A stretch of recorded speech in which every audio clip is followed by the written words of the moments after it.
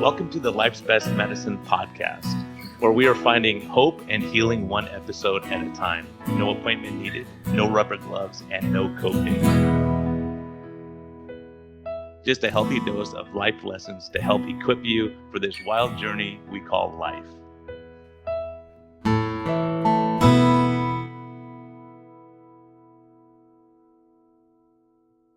Hey everyone, this is a friendly reminder that we are here for entertainment purposes only. We may not even be that entertaining at times, but this is not medical advice. Talk to your doctor, check with your healthcare professionals before making any lifestyle changes or medicine changes. What we're talking about is our clinical experience and what we've seen. And so if you really want our advice, you can consult us. You can actually consult me as a doctor, or you can consult my guest and get all your questions answered. But we can't give free medical advice because we can't pay our bills with that. But we can help to educate you a bit and allow you to think a little bit. And always reach out to your medical professional before making any lifestyle changes. Thank you. Discover a new path to wellness at Arizona Metabolic Health. Dr. Brian Lenskis offers advanced medicine and personalized care, treating the root causes of your health concerns, not just the symptoms. Whether you're seeking direct primary care, effective diabetes management, or medical weight loss, with a holistic approach, our team is here to guide you every step of the way. Visit ArizonaMetabolicHealth.com today to learn more about our innovative health solutions. Just want to give a shout out to Health Code, Get Health, GETHLTH.com. Great protein shakes, vanilla, and chocolate macadamia. Both are awesome. Great way to reset for the new year. A lot of us may have had some cookies and cakes and different things during the holidays. Now it's time to get back and reset that metabolic clock here. So reach out to Health Code. They're doing some great work. They've been a great sponsor for me. They have berberine there that helps with insulin sensitivity. They're coming out with some new products that I'm really excited about. They have some flavorings. You can go on their website and check them all out, see what flavors you like, that you could add to your vanilla or chocolate to spice it up a little bit so you're not having the same thing all the time. So Happy New Year. Health Code, thank you for all you're doing. And I'm really excited about some of your new products that are coming out. So everyone, please support them. They've been a great support to me. Thank you very much, and happy 2026, everyone. Hello, and welcome back to the Life's Best Medicine podcast. This is probably my favorite guest. This guy has been I will tell you, this guy has been in the most dangerous position you could possibly be in medicine. And that's not being wrong or possibility of being wrong. It's being right too early. So he was so far ahead of the curve on so many things. You go, how do you go from sticking stents in people's hearts to looking at the gut microbiome and talking about wheat and things that have no fat that we know, like non-fat stuff, can't hurt you? And so how do you make that leap? And it's been such a fascinating follow for me because I've learned so much. And some of the stuff that he postulated, I said, theoretically, this is what's going to happen. And clinically, I'm seeing it when I'm following labs and looking at gut microbiome data and all that stuff.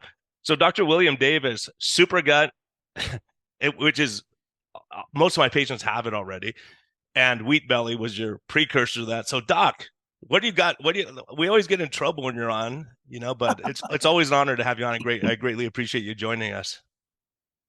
Well, thank you, Dr. Lenskis. So I've taken my share of hits, of course, but I'm strengthened by the idea that I'm not doing this for personal notoriety. I'm not doing this for attention. I'm not doing this for profit. I'm doing it because it's the right thing to do. There's, as you know, so much of what we've been told, whether it's the USDA, U.S. Department of Health and Human Services, the American Heart Association, the Academy of Nutrition and Dietetics, all those agencies have gotten it so wrong for so long, and all we need to do is look around us to see the result of their misguided information, sadly. So all you and I are trying to do is trying to set things right. Yeah, and crazy enough, since we spoke last time, the entire food pyramid flipped upside down. Like, I was a skeptic that would possibly happen. And as a cardiologist, I'm sure all your cardiology friends are losing their minds right now. Yeah, they still believe to this day, despite it takes, as you know, it takes our colleagues essentially 2 generations, 30, 40 years to undo the poor teeth. Because you know what? Specifically, my colleagues are more interested in the newest version of the stent or the newest percutaneous procedure. They're not interested in diet. Why would you turn off this spigot of huge profit and revenue called cardiovascular disease? Number one killer of men and women in this country, the number one source of revenue, the number one profit source for your hospital. Why would your hospital add an $80 million wing for cardiac care unless it was extremely profitable? So we have layers of misinformation in heart disease, and of course, other areas of health as well. But heart disease being the number one killer is the worst. 80 million Americans take statin cholesterol drugs, but there's been no reduction in the incidence of cardiovascular events like heart attack and sudden cardiac death. My colleagues will say, well, there's been a reduction in death because of procedures, not because of prevention. And so procedures, as you know, are hugely profitable. Why would you turn that off? Why would you turn off a multi-million-dollar income to prevent heart? Well, you won't. And so this is the mess that we've gotten ourselves into as a society. Yeah, and I think people like it's easier just to go with the flow and go, I'm just going to not say anything. I'm just going to do, but you're making observations saying, why am I seeing people with LDL cholesterols in the 70s with 2 stents in their heart? How can this possibly be? If what we're saying is true, how can this be? And it's the same thing I was saying with diabetes. Like, if these drugs are working, how come I know my diabetic sooner or later is going to have renal failure, blindness, amputations, wound care? I hated that. I haven't treated a diabetic wound in 8 years. Right. So when you start saying, let's manage it differently, and what we're doing is not working, but people will just go with the flow somehow. Doctors, like, we just don't question, and things we talked about 40 years ago. And I think the hardest thing, and I would love to hear your opinion on this, is for doctors to say, you know what I've been telling you is wrong. I have new data, and the common thought was wrong. It's so hard for doctors to admit that, I find. Yeah, yes, excellent point. It's very difficult for food scientists to say, "Hey, everything we told you was wrong." It's hard for the dietitians to say, "Hey, we told you things like everything in moderation, that was wrong." It's hard for the American Heart Association to say, "We told you cut your cholesterol and saturated fat, it was wrong," and in fact, it led us down the path of huge problems in health. So it's very difficult to retract. And you know what? We'll never hear the American Heart Association say, "Hey guys, we got it wrong." All that stuff we told you, cut your cholesterol, saturated fat, eat more healthy whole grains, everything in moderation, all that stuff was not only wrong, it contributed to the global pandemic of obesity, type 2 diabetes, coronary disease, dementia, etc., because no one wants to incur that kind of liability. So we'll never hear the apology from these. So we have to kind of piece it together ourselves. But thank goodness that the flow of information has become so robust, so overwhelming that if they got it right from the start, if the USDA, if the U.S. Department of Health and Human Services, if the food pyramid, food plan was right from the beginning, and we're all slender and healthy, we wouldn't have anything to talk about. But because they got it so colossally wrong that it takes people like you and me to tell people, hey, there are ways to be healthy and slender. It's becoming increasingly difficult because we have issues like PFAS, forever chemicals. We have issues like micro and nanoplastics now that are clouding the issue. So it's not just a matter of diet. There's many other factors we have to incorporate that many of these agencies can't be bothered with, because the issue with, like, the American Heart Association, a lot of these agencies, is not health, it's profit. And so that's why you and I can talk freely, but if Dr. Brian Lenski has something brilliant to say about health, he's not welcome on CBS or NBC or ABC or cable news, because the pharmaceutical industry has told those media companies, don't let people like Dr. Lenski's or Davis on your shows, because they say things that are against the interest of your advertisers, direct-to-consumer drug advertising. So, when Wheat Belly came out, 15 years ago, I got on Dr. Oz 4 times. I got on CBS This Morning. I got on 100 radio stations. I got on dozens of TV stations in LA and New York and Dallas and Chicago. And in other words, you could talk about health and nutrition freely. Now, zero. because pharma said, don't let those people talk about things that could be contrary to our interests. And so what you're doing, Dr. Lenski, is so critical because it's the way, it's like Radio Free Europe. In the dark ages of the Soviet Union, we had to secretly talk about these things because if you said the wrong thing publicly, they put you in the gulag in Siberia. Same thing here. Yeah, and it's crazy enough. I was just reading yesterday. There's a lot of doctors in Germany and Europe that are in jail because they said, I don't think we need to lock everyone down. I think we don't, the 6 foot apart thing. And they're in prison still. They're in jail. You go, wow, thought we had it bad. We just get criticized and censored, right? Really. So what you're saying is such a huge thing. And I think Callie Means has brought this up and saying, hey, look, the problem is if I'm sponsoring the news, do you think the news is going to say something bad about me? Right? Obviously not. And if pharma is sponsoring half of the ADA and big food is the other half, you think they're going to say, well, don't eat that crappy food anymore. Because if you do, then we don't need pharma. So both sides, they say, why are we sponsoring you? You're going to lose money for us. We'll find someone else. Right. And so it's a big issue, like what you're saying.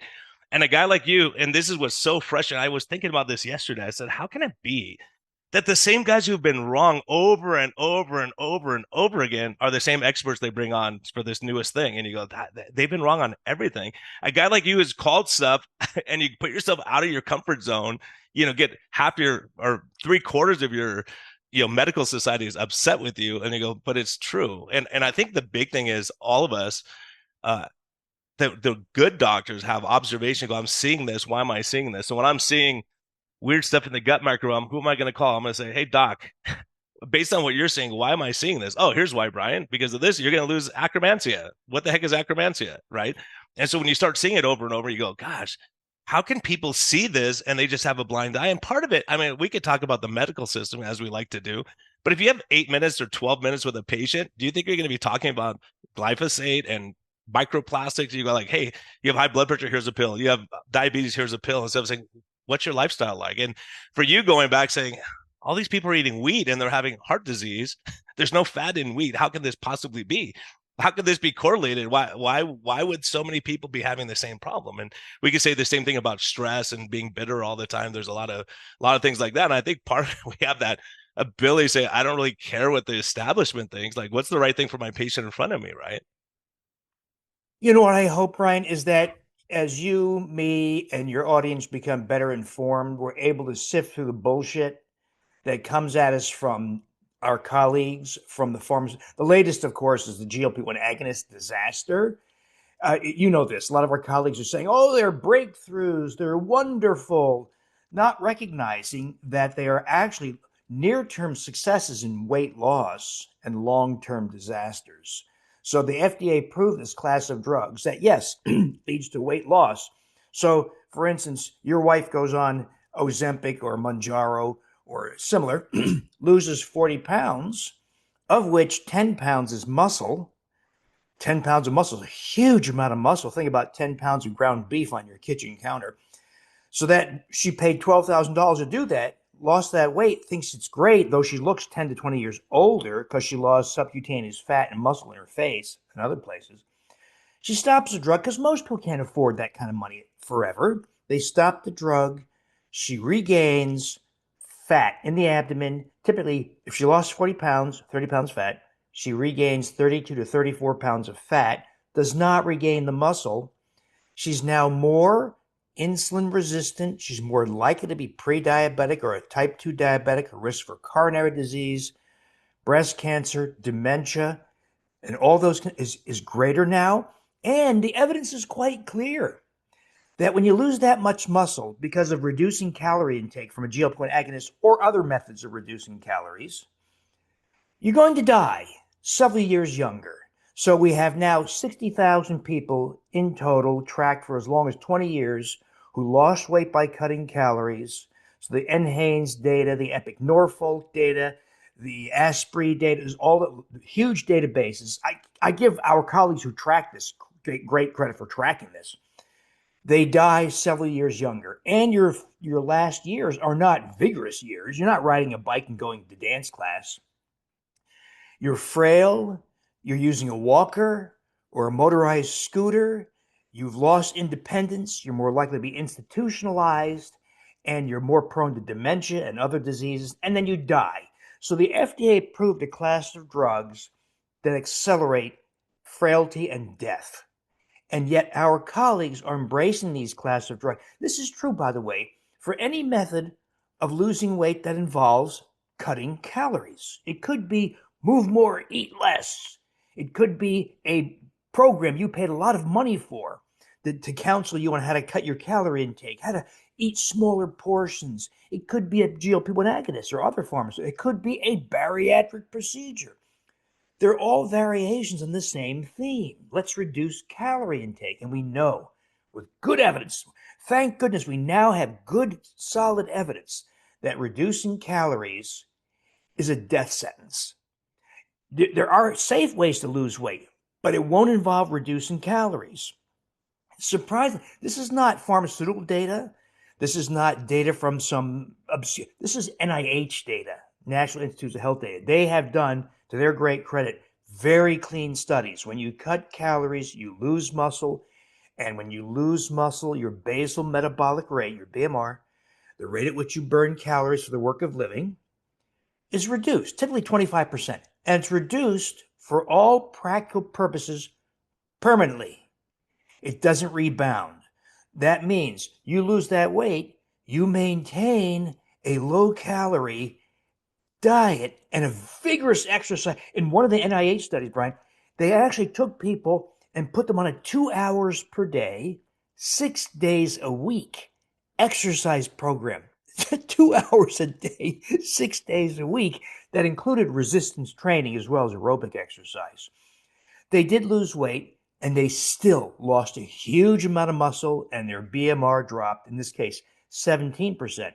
Less than the expected 25%, but still enough to guarantee weight regain. So this was a calorie restricted diet plus 2 hours of exercise. Yes, it was a very low calorie diet, around 1,000 calories per day, which is, by the way, as you know, misery. Anybody cuts their calorie intake to about 1,000 calories, it's absolute misery. You obsess about food, you count the minutes until your next meal, yet they regained all the weight as fat. So we have, well, Doc, this is the Biggest Loser diet, right? Like that's exactly what they did. These people went on and had remarkable success initially. Then you look at them in follow up and you go, oh my gosh, it's a total disaster. Why do you think that causes permanent? I think, the way I think about it is for myself, I wrestled and played football in high school. So I'm 5'8", so I'd have to get to 200 to play nose guard on the defensive line. And then I'd wrestle at 168. So I'd lose 40 pounds in a month and a half, 2 months. And obviously that doesn't give you long-term benefit, but you see these guys, now that are, boxers, and they start out at flyweights and they're middleweight and they end their career in heavyweight. They just keep moving up despite the amount of exercise, and they have nutritionists and they have all these people following them. So what do you think the mechanism is? That like just a stress response where your body goes, look, I'm going to help you out to survive because you're going to die if you keep losing weight like this? Yeah, if your listeners were not living modern lives with a nice car and a smartphone and a computer feed, but woke up in their hut or tree or cave and had to go kill their next meal or dig in the dirt, whatever, you would be slender naturally. We don't do that, of course. All kinds of things have happened to us, such as dietary mismanagement. Cut your fat, cut your cholesterol, move more, eat less, smaller, all that nonsense that we now know. In some ways, Brian, I'm grateful for all the blunders we've made as a society, because it showed us if you cut saturated fat and cholesterol, it's a disaster. If you reduce calories, it's a disaster. I mean, over and over again, we've had to reject conventional. I think about all the mistakes that have been made. Chesterfields are the number one cigarette chosen by doctors. Crisco is heart healthy. I mean, over and over again. The trans fat. Remember, they said you have to get the saturated coconut fat out of your popcorn at the movies, so we'll put trans fat in there. And then they go, let's change that quietly. Yeah, there's so much of that that's happened over history. I mean, going back to, they said long-acting opiates are not addictive, BS. All these things that, and all the doctors believe, and that's the problem. Is this? You can't say, hey, what are the right? It's like we want the microwave of medicine. Like we go, hey, you can lose 30 pounds right away and get your sugars under control, but what are the long-term ramifications? And I'm telling you, like exactly what you're saying. I've seen that clinically where people were previously on massive doses of GLP-1s. You're going to screw up our sponsorship. My GLP-1 sponsorships are going to all drop me. I'm just kidding. I'm joking. Totally joking. But that's part of it. If they were my sponsors, I'd be like, oh no, we can't talk about it, right? That's exactly what's happening with the media. So, the problem is you see studies all the time. They're like, oh, GLP-1s, they prevent dementia. They prevent, and it's like an association that has nothing. They're like, well, if they lose weight, they're less likely, and it's just they make these claims. And also, not only that, I've seen people come off it and they gain their way back so quickly, and it's devastating because everyone else will say, oh my gosh, you're doing such a great job. Look at you. And then, 6 months later, because they can't afford it anymore, they're 40 pounds heavier than when they started. And so that is mentally devastating for people too. And so let's transition here to your new book. What is it? I know it's about how do we come off these things? And I don't even know the title, Doc. We haven't talked in a while. And of course, we don't see advertised. I was even asking, I was like, is it out yet? Because I haven't seen anything. So let's get the word out. I think it's so important. I'll be getting it today.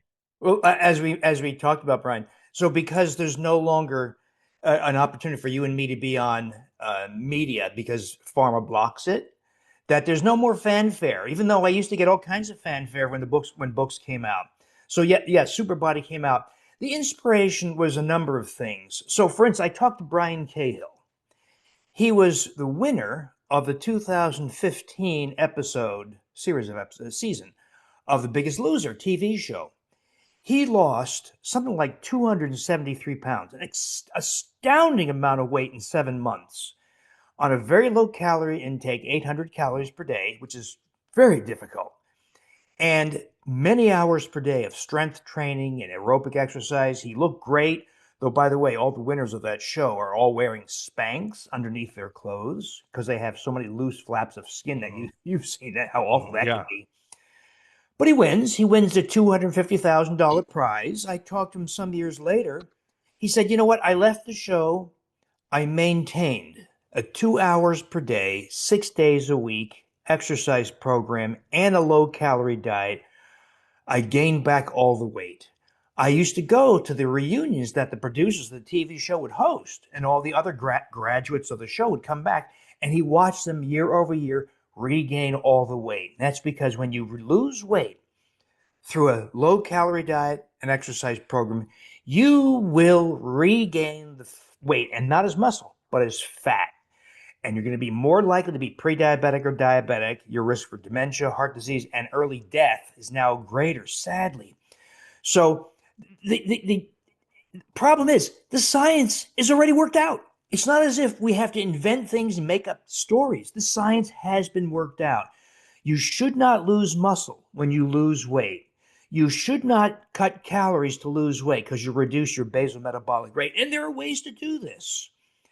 Variations on a carb limitation is one start, but it has to go further than just diet. You have to also address all the factors that allow insulin resistance. That's very confusing to people. But as you know, all insulin resistance means is your brain, your liver, your muscle don't respond to insulin for a variety of reasons. And so your pancreas compensates by producing huge amounts of insulin. So somebody who's insulin sensitive will have a fasting blood insulin level of 2 or 3 or 4 microunits per liter. Someone who's insulin resistant will have a level of 50, 90, 130 micro. In other words, it's not 10% worse. It's 10-fold, 30-fold, 100-fold worse. That level of insulin causes expansion of abdominal visceral fat and, of course, increases your risk for diabetes, coronary disease, dementia, breast cancer, and other conditions. So we're going to address insulin resistance. We do it start with diet, reduce foods that trigger insulin and blood glucose, wheat, grains, and sugars. We address common nutrient deficiencies that are common to almost all modern people: vitamin D, magnesium, iodine, omega-3 fatty acids, because you don't want to drink water from the river or lake. It's got sewage and garbage. We have to filter water. Water filtration removes magnesium. Living in climates where you can't go outside all the time, or you wear clothes, you can't activate vitamin D. Iodine is in the ocean. If you live inland, like in Arizona or Illinois, you can't get iodine. Omega-3 fatty acids because people don't eat brain anymore or organs. And you can't eat all the fish you want because it's tainted with mercury and microplastics. And so we get omega-3 fatty. And these synergize to reduce insulin resistance and thereby allows you to shed abdominal fat. But let's go further. This nonsense to cut your saturated fat and cholesterol also caused modern people to reject the consumption of organ meats like brain and tongue and heart and skin, rich in collagen and hyaluronic acid. Two factors that should have been part of your life that have major influence on where you deposit fat, how much muscle you have, and other factors like skin health and joint health. So we're going to get collagen. Maybe no one wants to eat brain anymore or pancreas or heart, so we do it with supplements because people are too squeamish nowadays. But we do that. And we correct a massively disrupted gastrointestinal microbiome because most of us by age 40 have taken 30 courses of antibiotics. 650,000 prescriptions are written every day for antibiotics. 650,000 per day written for, some of which are necessary, of course, many of which are not. And among the effects, so antibiotics are selective in killing beneficial microbes, lactobacillus species, bifidobacteria, fecalibacterium, akkermansia, lactospiraceae, eubacteria. They kill beneficial species, but don't kill fecal microbes. And so one of the consequences of this wild overexposure to antibiotics and other factors too, like glyphosate, is killing off beneficial species, the unrestrained proliferation of fecal microbes. And what's remarkable about this in modern people is that overpopulation of fecal microbes has allowed those fecal microbes to ascend into the small intestine where they don't belong. The small intestine is not prepared to deal with this. It's very permeable because that's where you absorb vitamins, minerals, amino acids, fatty acids. And so when you have fecal microbes, if you ever see remember the old days we used to do upper GI swallows and colon, we used to have people swallow barium and things like that. The radiologist would say to you, Dr. Lenskis, did you see the fecalization in the small intestine?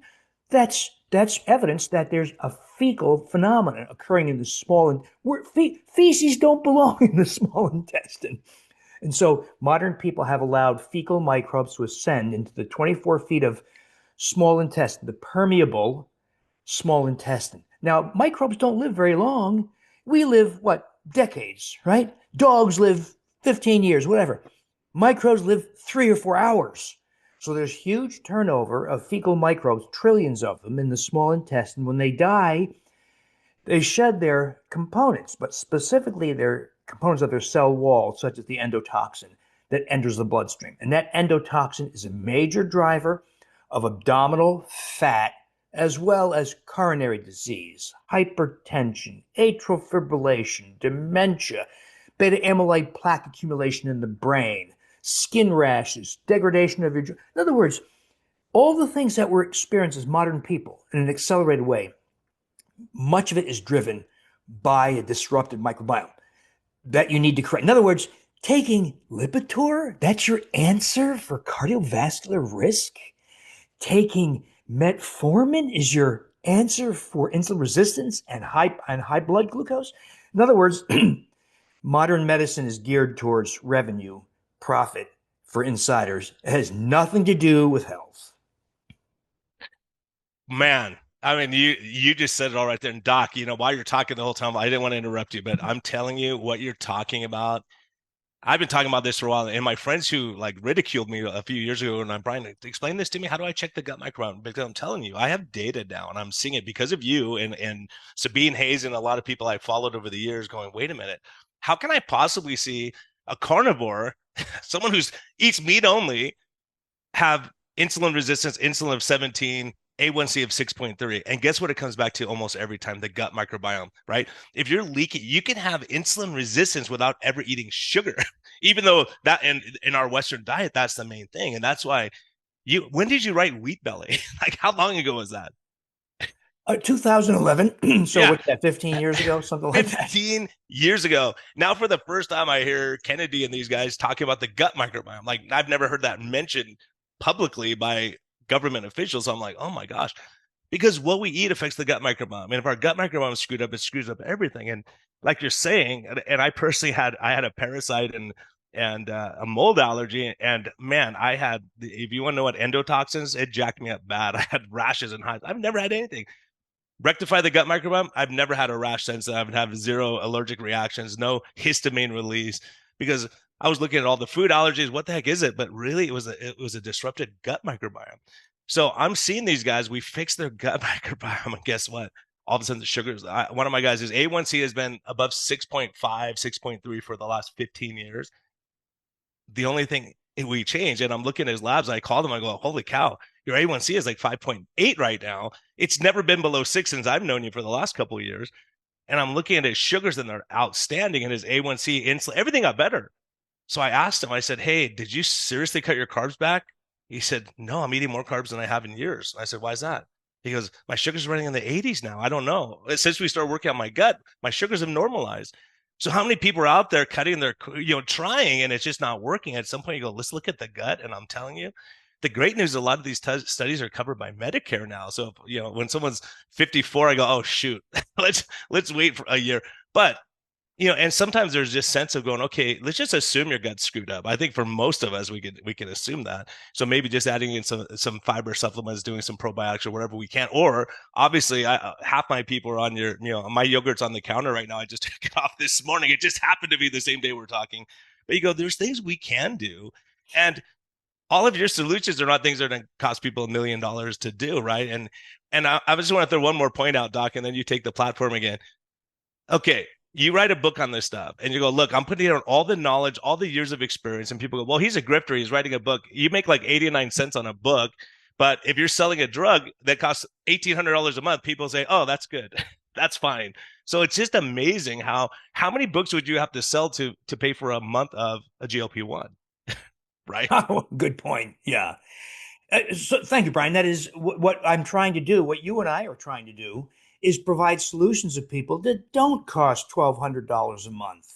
So making the yogurt, yeah, it costs a few dollars. You're going to need like a yogurt maker, and you're going to have to buy maybe some organic half and half and source the microbe. But we're talking about pennies compared to what the pharmaceutical industry or the healthcare industry wants to charge you and bankrupt you. So I'll tell you what I've been doing with the whole SIBO issue, that is small intestinal bacterial overgrowth, the overpopulation of fecal microbes into the small intestine that drives weight gain, diabetes, high blood glucose, high triglycerides, fatty liver, rosacea, psoriasis, rheumatoid arthritis, autoimmune diseases, neurodegeneration. In other words, all the things that we look around, and of course, our colleagues have more than enough drugs to address those conditions, but don't really address them, right? You know, the issue of so-called residual risk. A little dirty secret among our colleagues. If you take a drug like a statin for for cholesterol, you can still have a heart attack. Lots of people have heart attacks on statin drugs. If you take a diuretic and a beta blocker and an ACE inhibitor or an ARB for your blood pressure, you can still have stroke and heart attack. Residual risk. These drugs do not absolve you of risk. They reduce risk maybe at best a little bit, but you're still at risk because the underlying causes have not been addressed. The cause might be vitamin D deficiency. It might be consumption of wheat, grains, and sugars. It might be the disruption of their microbiome. So what I've been doing with the microbiome is restoring microbes that we've all lost, but specifically microbes chosen because they colonize the small intestine, which is unusual. Most beneficial microbes colonize the colon, not the small intestine. So I choose microbes to reverse this situation. I choose microbes that colonize the small intestine and produce bacteriocins. Bacteriocins are natural antibiotics. They're smarter than prescription, because prescription antibiotics kill all kinds of good things and don't kill bad things. Bacteriocins have evolved to kill fecal microbes. E. coli, Salmonella, Campylobacter, Pseudomonas, Proteus, etc.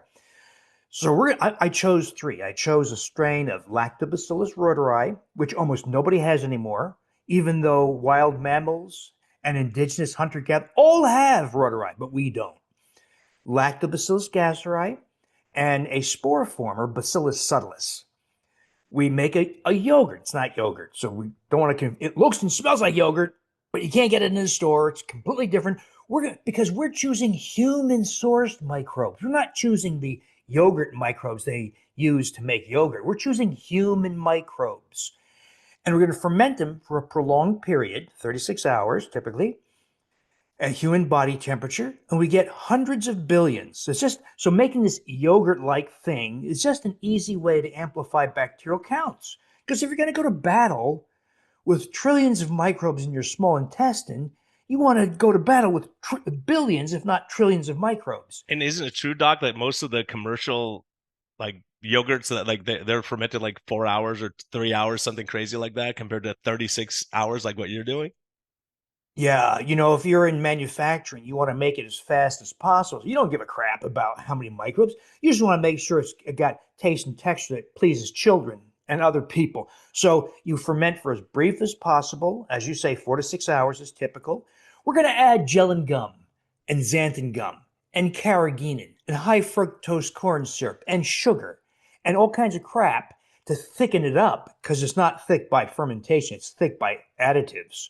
And then call it whatever, and kids love it and ladies love it, but that's not so. And the microbes used, which are typically Lactobacillus bulgaricus and Streptococcus thermophilus, because the FDA requires that, are just microbes chosen because they're traditionally sourced as yogurt. We're not going to do that. We're going to choose microbes you're missing, sourced from humans, and we're going to ferment them for a prolonged period. When we did flow cytometry on these yogurts, we're getting hundreds of billions per half cup or 120 milliliter serving, and chosen for those characteristics: small bowel colonization, bacteria in production. So far, this has been incredibly successful in killing off the invading fecal microbes. And we gauge that by, you can do something called hydrogen gas testing in the breath. You can do it, by the way, with this device here. It's a consumer device called the AIRE device, AIRE, from Food Marble. I have no relationship. In fact, I'm often fighting with these people because they don't really understand what they're doing. I give them great credit. Dr. Angus Short, PhD engineer, invented it. As much as I'm grateful he did this, they don't really understand what they invented. I had to call them and tell them what they invented. They invented a mapping device. It maps where microbes are living. They think it's a device to measure food intolerance. It is that, but it's much more than that. It's a mapping device. It's kind of like GPS for microbes. Where are microbes living in my gas? Are they in my duodenum where they don't belong? Or are they in the colon where they do belong? And this helps you decide that. Well, we've normalized hydrogen gas production in a huge number of people, or reversed the phenomena of this SIBO, small intestinal bacterial overgrowth, like food intolerances. And by the way, Brian, that's a huge issue, right? People say, I can't eat FODMAPs, I can't eat nightshades, I can't eat histamine-containing foods, I can't eat legumes, I can't eat fruit. I can eat only this list of 8 foods, which is, of course, very unnatural. You can't survive in the wild like that. That's not food intolerance, it's SIBO. Correct the SIBO, your food intolerances go away. Your great-grandma would think people who say this are nuts, right? I can't eat these foods. Your great-grandma said, what are you, crazy? I've eaten Doc, these and I'm foods. seeing this clinic. I'm so excited you're talking about this. I've had people come to me, I can't eat all these things, and then 6 months later, they're like, you know what? I'm eating. I don't have any problems. I'm eating whatever again. And I like, they're super happy because they go, I used to get hives and rashes, but isn't part of it we're fixing that the mucus layer of the colon? And a lot of people are talking about lectins from vegetables. If you fix that, the lectins have no effect. It's like, it's really that you have a screwed up gut to start with, and then everything is just snowballs from there. Thank you. It's Excellent point. Lectin intolerance is SIBO. In other words, there's nothing wrong with tomatoes. There's nothing wrong with those foods. It's the disruption of your microbiome that makes this apparent. I hear this a lot with, for instance, histamine intolerance. Histamine is a normal signal molecule, like insulin. Just because the insulin's not bad. If you don't have insulin, you're going to die. If you don't have histamine, you're going to die because it's a necessary signal molecule. So this apparent histamine intolerance, people get rashes, asthma, other effect, diarrhea, bloating from eating cheese or a glass of red wine. That's not due to the histamine. It's due to the loss of the dozens of microbial species that you were supposed to have that used to process histamine for you.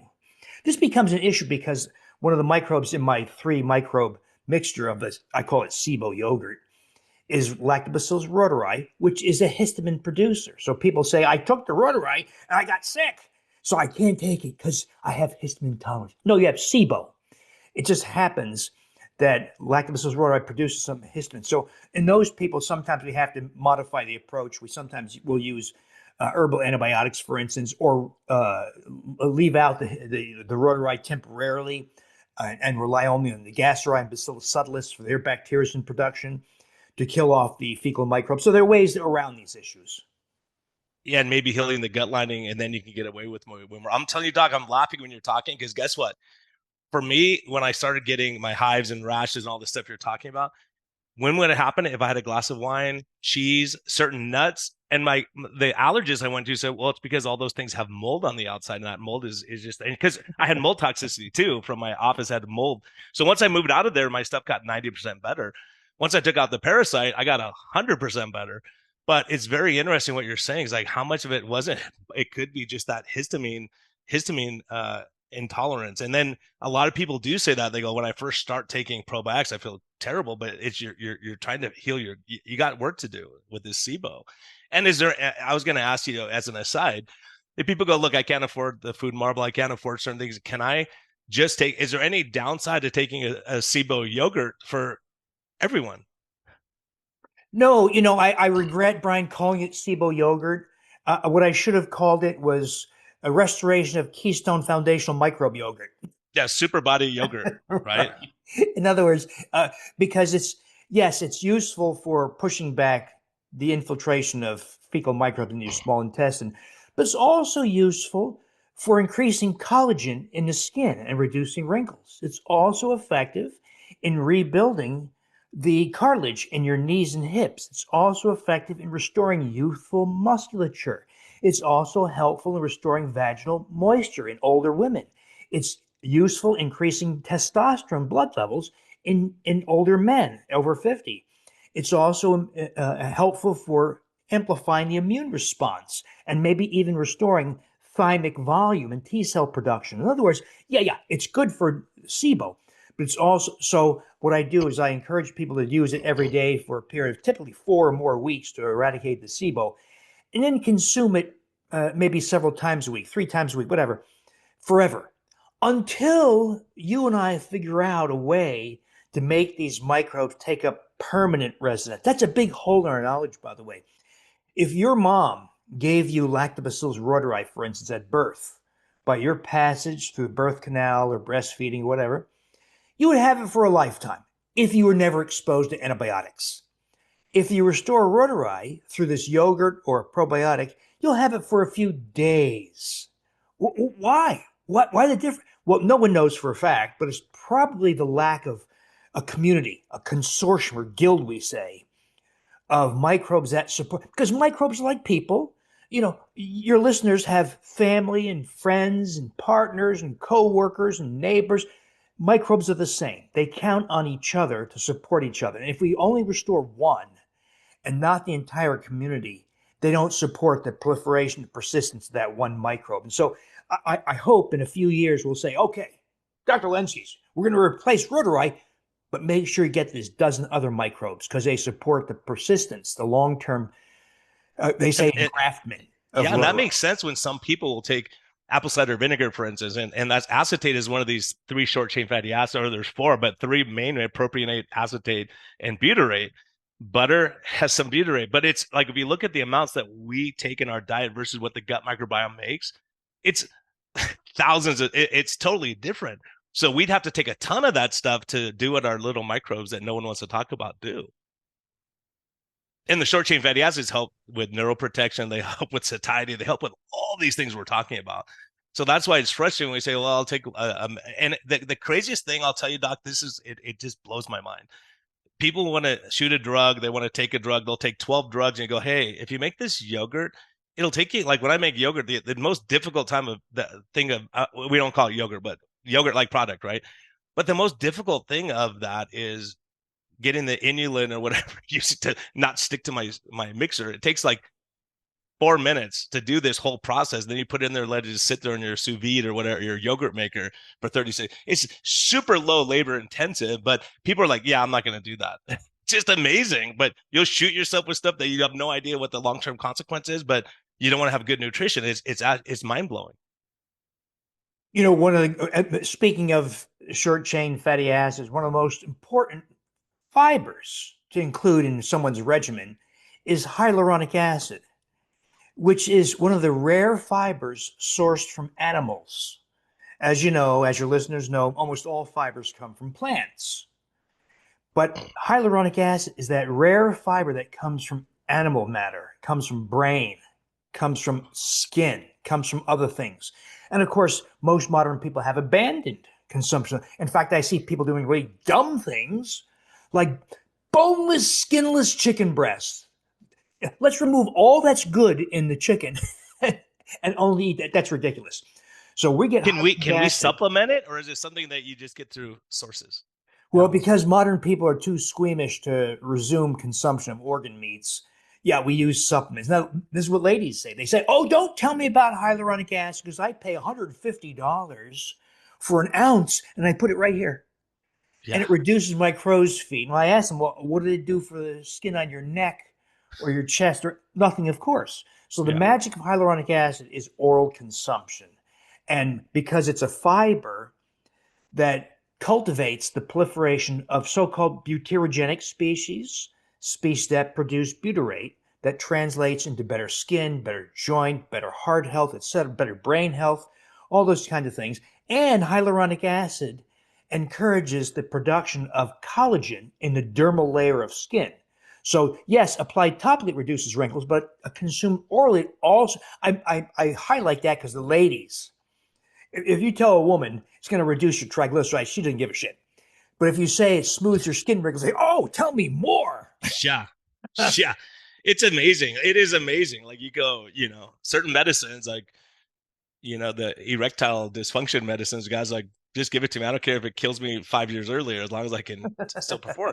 So, there's so much stuff like that. Or if I can look better, like you're saying, people aren't looking at the long-term consequences. And I think also in SuperBody, you're talking about, okay, how do I transition someone off of these GLP-1 safely over time? A big, big problem. Brian, there are now 3,000 lawsuits filed against the makers of GLP-1 agonists because people have lost their vision. Yeah, little things like blindness, bowel obstruction, which is a surgical emergency, of course, thyroid cancer, all the intractable gastroparesis. So there are 3,000 lawsuits so far filed. But I'm waiting for the class action suits that are going to be filed when people recognize what happens when you stop the drugs.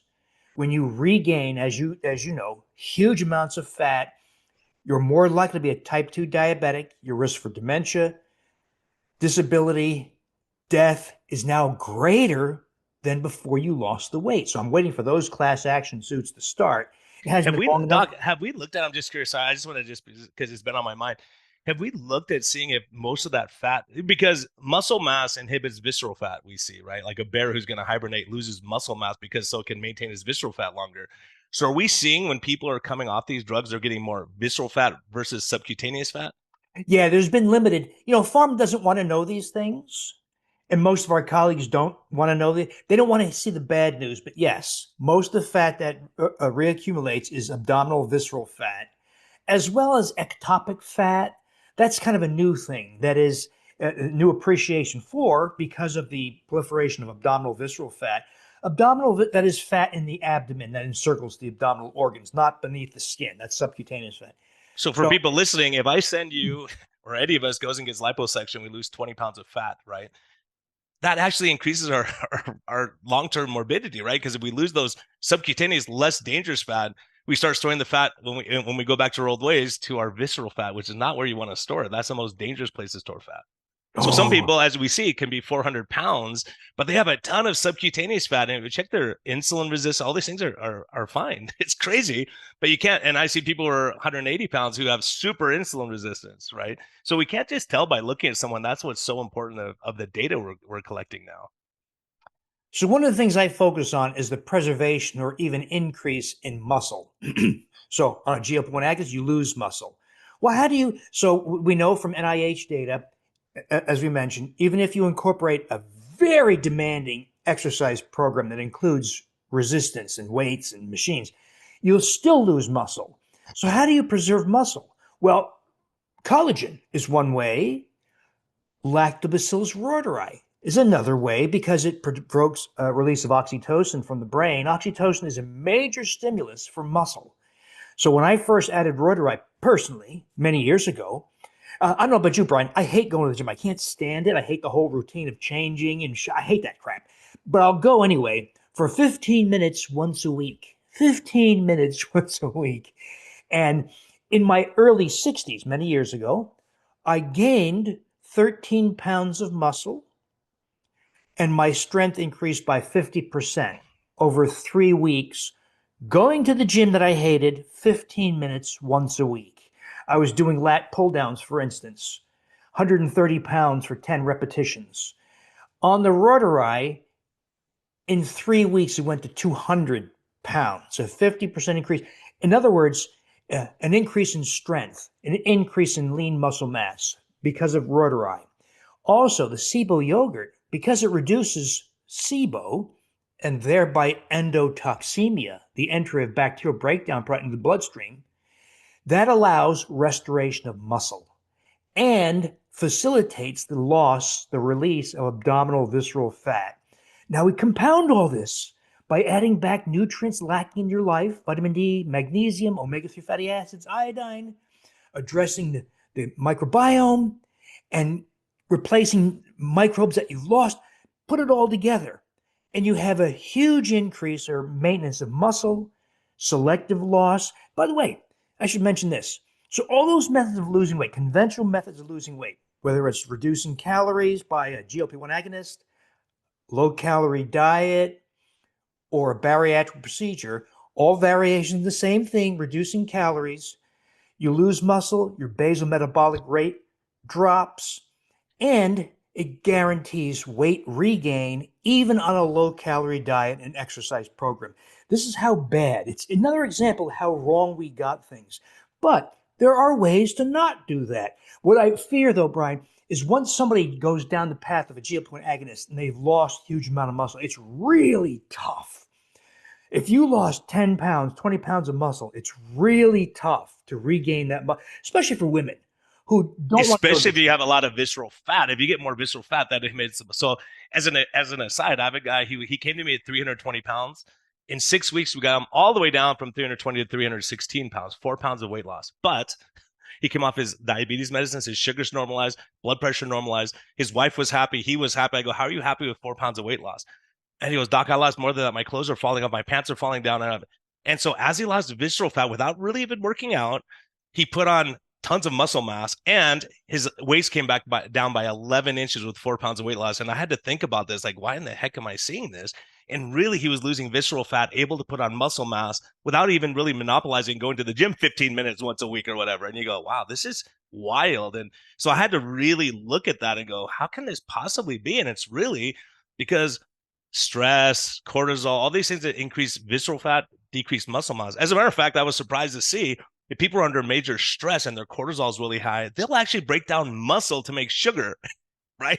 So you're losing muscle mass, working out like crazy and starving yourself, like exactly what you're talking about. And you go, this is wild. Like, why would you that? And one of the biggest indicator of longevity is muscle mass. So the more muscle mass we have, the longer you live. Why would you want to decrease that, even though your scale looks better? So you raise a very important point, and that is if you just follow the scale, it's not going to tell the full story because you can lose abdominal visceral fat and gain muscle. And it looks like, so ladies get mad at me sometimes. They say, hey, I did your program and I gained 8 pounds. And I said, well, did you look in the mirror? Did you measure your weight? Look, my waist is smaller. My Look at body shoulders are composition. firmer. Yeah. Right. So it's body.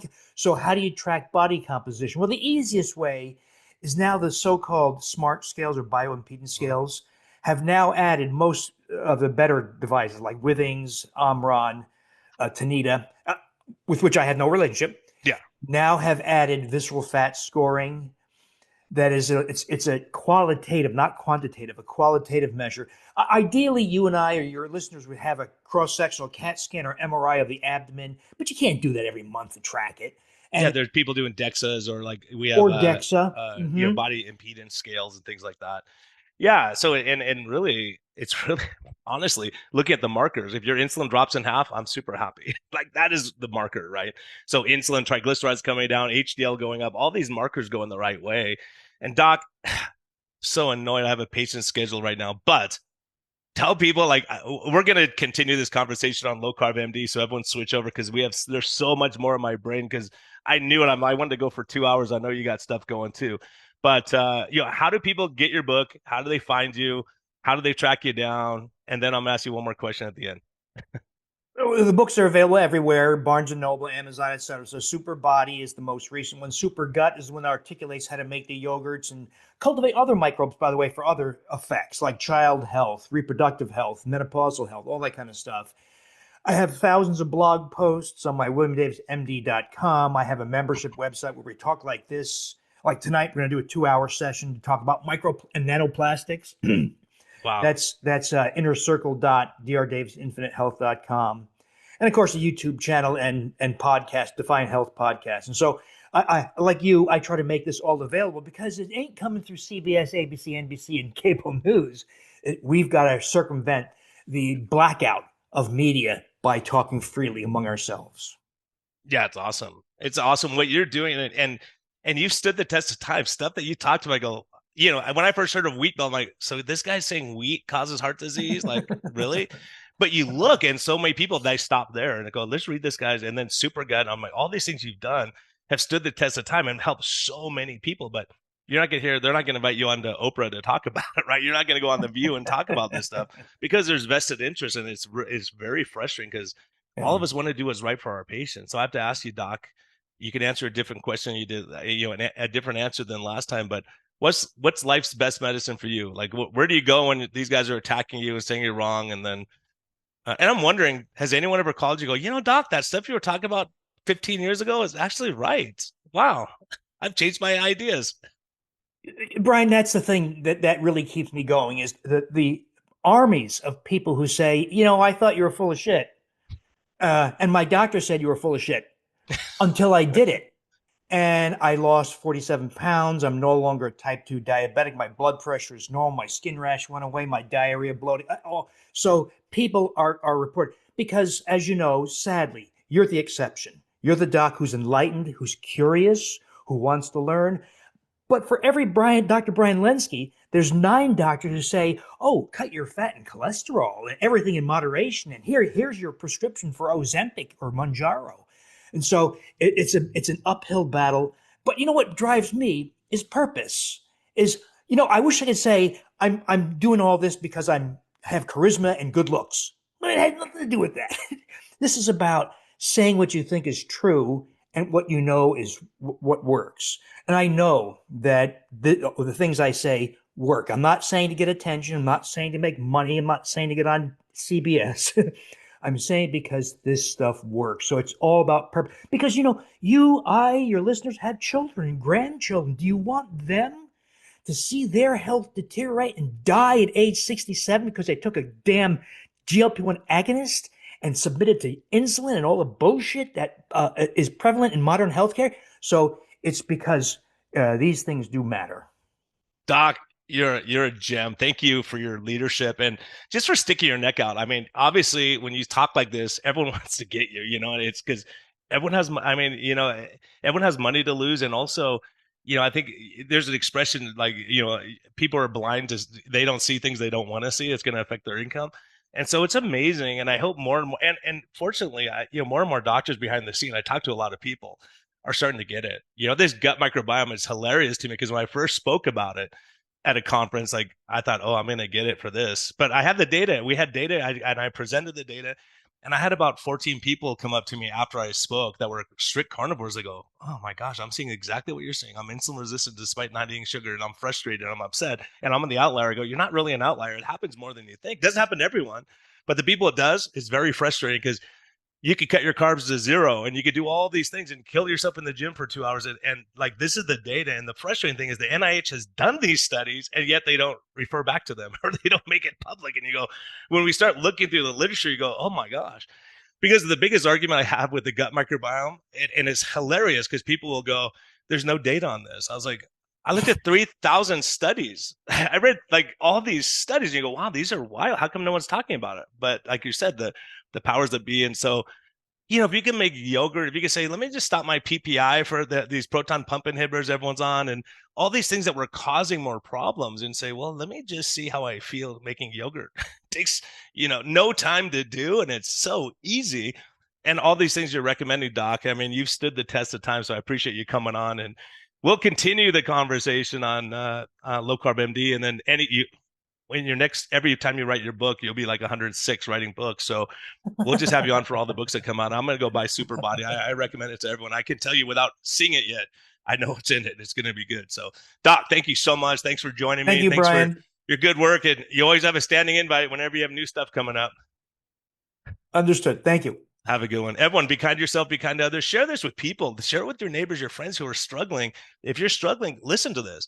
You can either take a bunch of pharma drugs and be on 30 drugs when you're 60, or you can say, hey, let me get my lifestyle right. Let me look at my stress and sleep and all these other factors. So next time I have Doc back, and we're going to talk about the real risk factors for cardiovascular disease, since that's our number one killer. And we can go through that and talk about it. So Doc, have a great one. Thanks so much for joining me.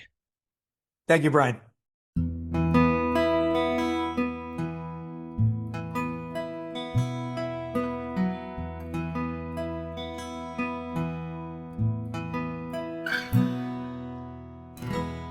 Thank you for listening to this episode.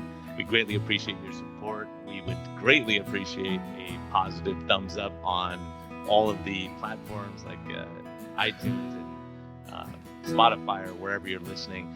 And we just thank you for our Patreon supporters. We greatly appreciate your help in getting this message out. We think there's a lot of important information, and hopefully this helps you. Have a great day, and thank you for listening, and thank you for your support.